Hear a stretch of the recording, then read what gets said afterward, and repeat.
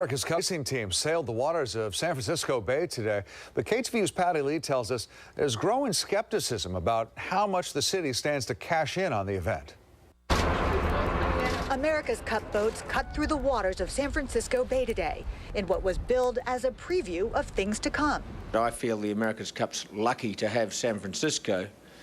I'm not sure San Francisco has yet realised how lucky it is to have the America's Cup. Tomorrow, a committee of San Francisco supervisors will review the agreement, which finalizes the terms of the race. That includes fixing up crumbling piers in exchange for waterfront development rights.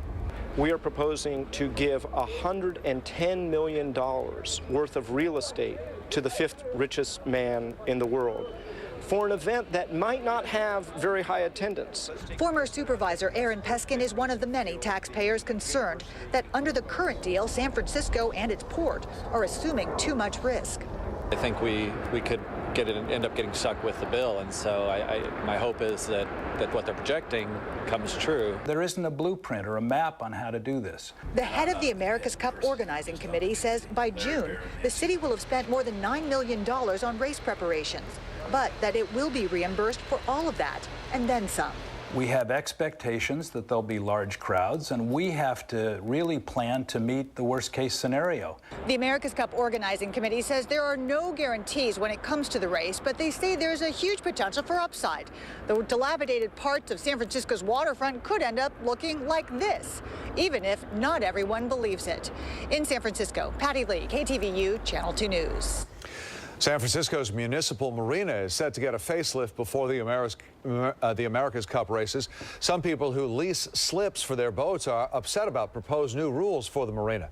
The city is considering banning the practice of subleasing slips, just as those spaces are expected to be in high demand. Supervisor Mark Farrell tells KTVU a meeting is set for tomorrow afternoon with rec and park officials and tenants groups.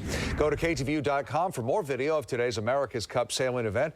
You'll find the section on the right side near the top of our homepage. An expensive shift to new technology could be the final straw for many struggling movie theaters here in the Bay Area. The Landmark Theater chain must convert to digital projectors by the end of the year. That's when movie distributors will stop shipping new movies in anything other than digital form. The change is considered a major burden to smaller movie houses, which will have to pay $75,000 per screen to go digital.